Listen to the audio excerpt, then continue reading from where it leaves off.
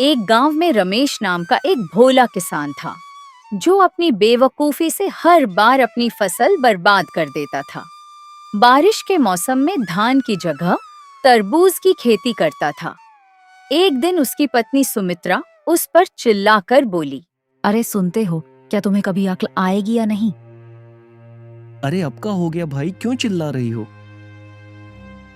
चिल्लाओ नहीं तो क्या करूं? इस बारिश में जब सब लोग धान की खेती करते हैं, तुम तरबूज की खेती कर रहे हो। देखो, मैंने सोच समझ कर ही तरबूज बोया है।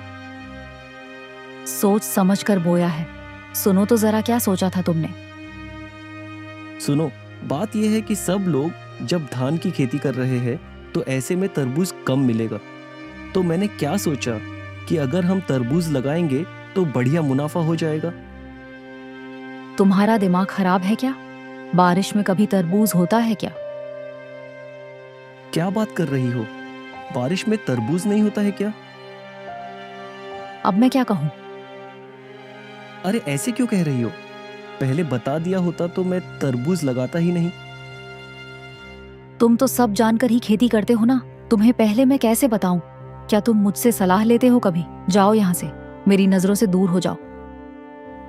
अब रहने दो, ज्यादा डांटो नहीं। आगे से ऐसा हम नहीं करेंगे। रमेश की एक बेटी थी, नाम था रोशनी। रोशनी बहुत ही समझदार लड़की थी।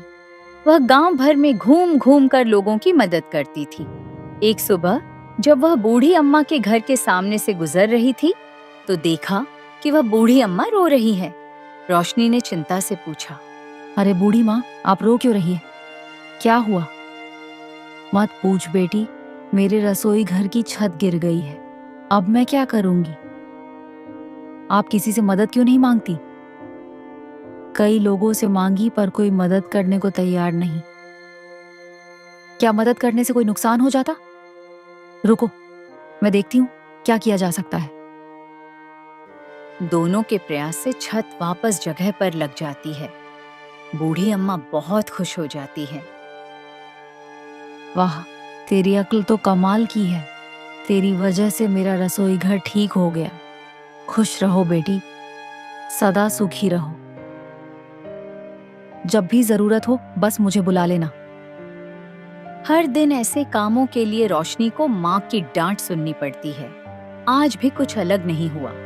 घर पहुंचते ही सुमित्रा ने गुस्से से कहा, ठहर जा, वहीं खड़ी रह। बता, कहाँ गई थी तू पूरे दिन? माँ, मैं थोड़ी देर गांव में घूमने गई थी। यही तो पूछ रही हूँ कि तू घर में क्यों नहीं रहती? क्या तुझे घर का कोई काम नहीं? घर का काम करने के लिए तो आप हो ही। मैं तो गांव वालों के काम में मदद करती हूँ। गांव वालों के काम करके तुझे क्या मिलता है? माँ, मुझे उनका प्यार और आशीर्वाद मिलता है। लोगों की मदद करने से बहुत सुकून मिलता है। बस कर छोटी सी उम्र में इतनी बड़ी बड़ी बातें। अभी 15 साल की है और बात करती है जैसे 80 की बूढ़ी अम्मा हो। मैं तुम दोनों बाप बेटी को लेकर बहुत परेशान हूँ। एक है बहुत बेवकूफ, दूसरा बहुत चालाक। क्या करूं मैं? तू खुद देख घर की हालत। गांव के इतने लोगों की समस्या हल कर दी, अब तक पापा को ठीक नहीं कर पाई। क्या कहूं, मेरी तो किस्मत ही फूटी है। तभी तो तेरे बाप के घर आई। रहने दो माँ, आज मत डांटो ना। जरूर पापा ने फिर कोई बेवकूफ़ी की है। उसी का गुस्सा मुझ पर निकाल रही हो। अच्छा, अब मुझे खाना दो, बहुत भूख लगी है। सुबह हीरा लाल ने बूढ़ी अम्मा को बुलाया, लेकिन वो नहीं आ पाई। इस बात को लेकर वह चिंतित थे। क्या हुआ बूढ़ी अम्मा? मैंने तो तुम्हें सुबह बुलाया था ना। क्या मेरी बात की कोई कदर नहीं है क्या? ऐसी कोई बात नहीं सेठ जी, दरअसल मैं थोड़ी परेशानी में पड़ गई थी। मेरी रसोई की छत गिर गई थी, उसे ठीक करने में लगी रही। अच्छा, तो अब छत ठीक हो गई? हाँ, हो गई। तो फिर तुमने अकेले ठीक की? नहीं सेठ जी, मैं अकेले नहीं कर पाई, रमेश की बेटी ने मदद की। वही छोटी सी लड़की जो दिन भर गांव में घूमती रहती है। हाँ, सेठ जी वो छोटी जरूर है लेकिन बहुत समझदार है। गांव के लोगों की बहुत मदद करती है। ऐसा है क्या? अच्छा लगा सुनकर बूढ़ी अम्मा। कभी उसकी समझदारी की भी परीक्षा लूंगा मैं। बिल्कुल, उसके जैसा कोई और बच्चा इस गांव में नहीं। जरूर देखिए, बच्ची बहुत तेज है। जहां भी जाती है समाधान लेकर ही लौटती है। बूढ़ी अम्मा की बात सुनकर हीरालाल को ईर्ष्या होती है। उसे अपनी बेटी कोमल रोशनी के सामने बहुत छोटी लगने लगती है। उस दिन हीरालाल ने अपनी बेटी से पूछा, सुनो बेटी, तू रमेश की उस छोटी लड़की को जानती है? आप किसकी बात कर रहे हैं? उस रोशनी की? हाँ, नाम और चेहरे से जानती हूँ, लेकिन कभी आमने सामने बात नहीं हुई। क्या कह रहे हो? हाँ, उसी लड़की की बात कर रहा हूँ। अरे बेटी, लोग कह रहे हैं कि वह बहुत ही समझदार है।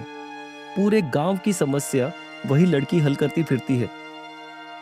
पिताजी, ये कैसे हो सकता है? उसकी उम्र ही कितनी है? ऐसा है क्या? अब मुझे भी तो बड़ा अजीब ही लग रहा है, लेकिन जो कुछ लोगों से सुना है, अब देखो वो झूठ नहीं लगता। तारीफ कर रहे हैं। लोग उस लड़की की तारीफ कर रहे हैं। मैं भी देखना चाहती हूँ। अगर वो मुझसे ज्यादा होशियार निकली तो उसको गांव में रहने नहीं दूंगी। 2 दिन बाद की बात है। कोमल गांव में घूमते हुए तालाब के किनारे रोशनी को खड़ा देखती है। उसके मन में एक शैतानी योजना आती है। कोमल ने पूछा, अरे तुम रोशनी हो ना, रमेश काका की बेटी। तुम मुझे पहचानती नहीं, मैं हीरालाल की बेटी हूँ। कोमल रोशनी को तालाब के किनारे बैठने के लिए कहती है, फिर उसे धक्का देकर पानी में गिरा देती है। रोशनी हाथ पांव मारती है और एक पेड़ की डाली पकड़कर खुद को बाहर निकालती है। इस घटना के कुछ दिन बाद रमेश और हीरालाल के बीच विवाद हो जाता है।